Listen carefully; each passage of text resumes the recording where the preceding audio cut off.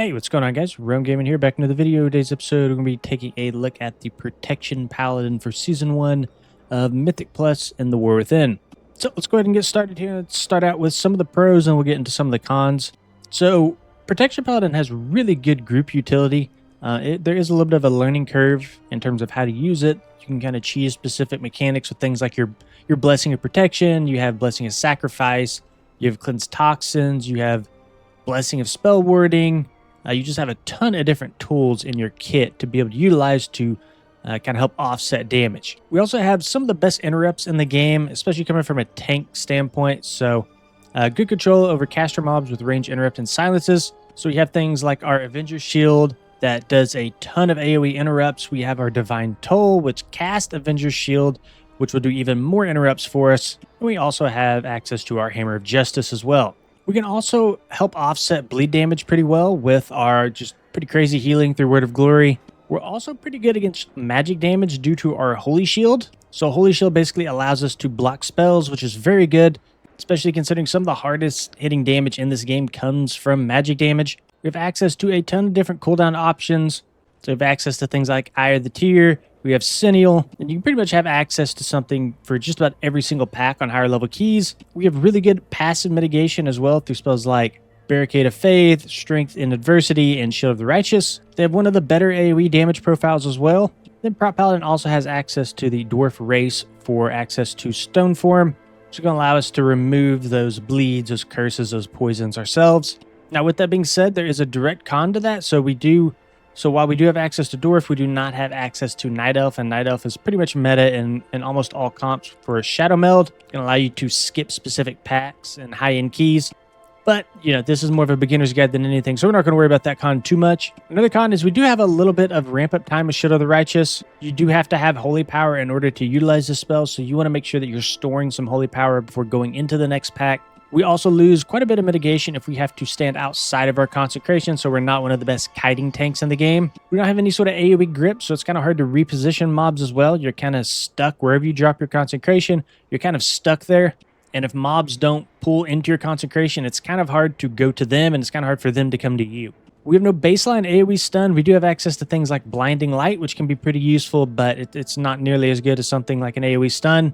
You don't have the best mobility as playing something like Protection Paladin. And then finally, the Night Elf that we already talked about. You don't have access to Shadow Meld. Okay, let's very quickly talk about our stat priorities. So obviously, your main priority in stats is going to be Strength. So Strength gives us parry chance, and Strength basically just makes you more tanky overall. So as you get more strength, all of your abilities are just by default going to get more powerful, making you more tanky. This also increases the armor granted to us through Shield of the Righteous. Then in terms of stat priority, Haste is going to be our best secondary stat because we can cast more spells, we can generate more holy power that we can then use into Shield of the Righteous and Word of Glories. So the more holy power you can generate, the stronger overall you're going to be. Up next is going to be our Mastery, and we have it down here in the bottom left. So by default, our Mastery is going to be basically just increasing our chance to block melee attacks, and this will also give us further damage reduction while we are standing within our consecration here. And then up next, we have Critical Strike and Versatility, which are pretty much going to be a tie for us.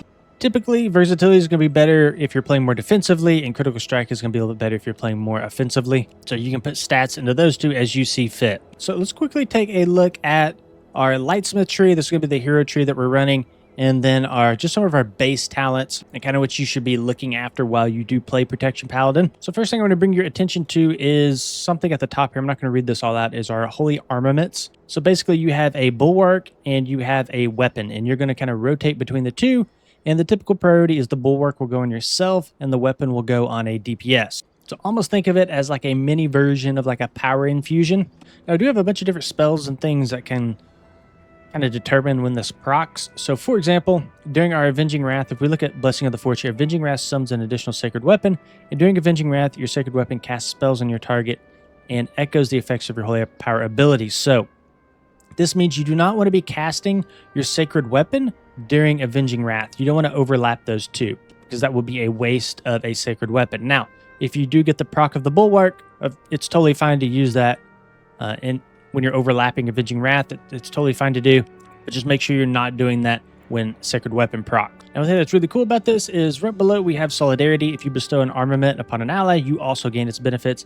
If you bestow an armament upon yourself, a nearby ally also gains its benefits. So once again, very similar to Power Infusion, like how a Holy Priest can cast Power Infusion on somebody else and they will also get the benefits. You get the same thing here with Protection Paladin. We also have a Weapon Imbue, so Rite of Sanctification. Imbue your weapon with Power of the Light, increasing your armor by 5% and your primary stat by 2%. This is very, very strong.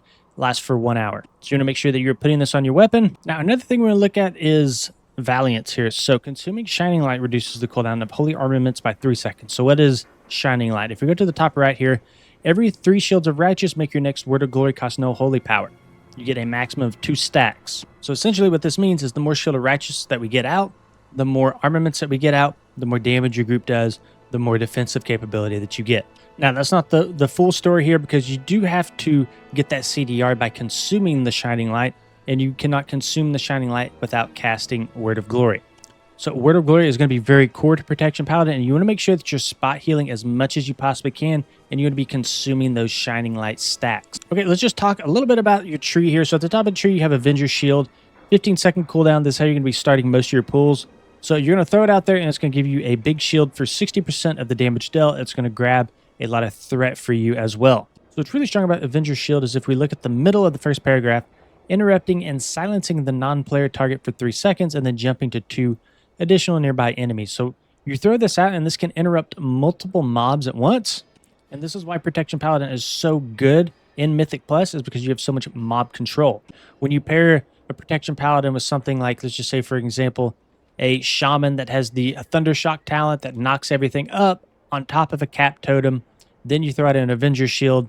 Then you throw out, just say, for example, you're running Balanced Druid, you Typhoon into an Ursol's Vortex. You just have, if you pair up the right specs, you can almost every single pull not have a single cast go off. So I guess where I'm going with this is that Protection Paladin is almost always in the meta due to their insane interrupts that they have. So we also have an improved version of our BOP, so Blessing of Spell Wording. So blesses a party or raid member granting immunity to magical damage and harmful effects for 10 seconds. So the reasons I say it's an improved version is because most of the time your party members aren't taking too much physical damage. It's normally going to be spell damage that's killing a DPS, right? Because if they're taking physical damage, a lot of times that means either they're standing in a frontal or something that they shouldn't be standing in, or you've lost aggro. So you can be pretty clutch with the spell wording, and you can utilize it if somebody's about to die, a big boss mechanic's about to go out, you can throw out that Blessing of Spell Wording and potentially save them from dying. We also have Redoubt here, so Shield of the Righteous increases your strength and stamina by 2% for 10 seconds, stacking up to 3, so you always want to make sure you're casting the Shields of the Righteous. It's pretty passive, you don't have to worry about it too much. We also have our Blessed Hammer in the top right, and you have a choice between Hammer of Righteous and Blessed Hammer, and at the moment we're taking Blessed Hammer, which will also replace our Crusader Strike. This is going to be one of your main holy power generators. You just kind of throw it out and it goes out in a circle around you. So just to kind of show you what that looks like, it's on my 3 here. This hammer will go out, and you can see as I press it, I'm getting more holy power. So a very short cooldown. So something you kind of want to be on top of to make sure you're generating that holy power. Now, one thing that is really nice about playing Protection Paladin is we did kind of talk about how you have to stay in consecration for the most part, but we do have Sanctuary here. So consecration's benefits persist for 4 seconds after you leave it. So if for whatever reason you do have to reposition, you can utilize something like Sanctuary. They do give you a 4-second buffer zone, so you can kind of maintain a lot of those defenses. Then we do also have some pretty big cooldowns, something like Avenging Wrath here. So it's on a 2-minute cooldown. You press it, you get 20% more damage, healing, and critical strike chance. Critical strike is going to give us more defensive value, and then getting 20% more healing is just going to be nice because a lot of our mitigation just kind of comes through healing. And this also allows us to generate holy power faster. Directly below that, we have a very strong talent here, Guardian of Ancient Kings, on a 5-minute cooldown. This is pretty straightforward. Doesn't cost holy power or anything, just reduces all damage you take by 50% for 8 seconds, so very strong. And then another reason that holy power is so beneficial to us, the reason we want to spend it so much and so quickly, is due to Relentless Inquisitor. Spending holy power grants you 1% haste per finisher for 12 seconds, stacking up to 3 times. So this is also another reason that haste is so good for us. It just really complements the tree very well. Now we also have our Word of Glory that we talked about earlier, which is going to do a bunch of healing for us. We do have a talent here called Faith in the Light. So casting Word of Glory grants you 15% additional block chance for 6 seconds. So through our Word of Glory, we also have Faith in the Light, and we also have Shining Light. So it's very important to be casting Word of Glories as much as you possibly can. We do have some other talents down here. I don't want to talk about every single talent in the tree. We'll go over a couple more things. So we do have Eye of Tear 1-minute recharge releases a blinding flash from your shield, causing X amount of attack power, holy damage to all nearby enemies within 8 yards, and reducing all damage they deal to you by 25% for 6 seconds. So in higher keys, you can have this up on pretty much every single pull since it's on such a low recharge time. We do also have some things over here on the left-hand side of the tree that will buff our Avenger Shield a little bit more. We'll get a burn effect from it through that talent. Soaring Shield, it will jump to 2 additional targets here. And there's just some other stuff down here and there's probably some stuff up here that I missed as well. The last thing I'm going to talk about is Final Stand. So Final Stand, during Divine Shield, all targets within 15 yards are taunted. So typically, when you Divine Shield, you drop Threat on all the targets around you. With this talent, this allows Protection Paladin to bubble in the middle of a pack, taunt everything to continue to attack them. This way, you don't drop Threat, and people around you start to, get killed due to the mobs attacking them. So very important that you know how that works because, you will be utilizing that quite a bit in Mythic Plus. And I guess just kind of TLDR of this entire tree is spend Holy Power and generate it as much as you possibly can. We have some other talents here like Resolute Defender. Again, more Holy Power that you spend, more CDR in some of your abilities. We have Righteous Protector here. More Holy Power that you spend, more CDR in your abilities. So that's kind of the theme here is you want to be spending your Holy Power on Word of Glory, Shield of Righteous, and just generating as much as you can of it. Okay, that's enough about talents. Let's get more into the rotational stuff. Okay, let's talk about your single target priority. So this isn't necessarily your rotation. This is just what you want to be prioritizing. So you always want to have Avenging Wrath on cooldown. This is going to give you a whole bunch of Holy Power. It's on a pretty short cooldown. It's on a 2-minute cooldown. So you can have it up for pretty much every pull. And lower keys will probably be every other pull. But you want to make sure that you are sending that. Typically on pull is going to be the best time to use that, as that is the most dangerous part of a pull is right when you initially, pull those targets and everything hits you at once in a big wave of damage. Up next, kind of like we talked about earlier, you do not want to overlap your Sacred Weapon with that Avenging Wrath, so make sure that you are kind of holding off.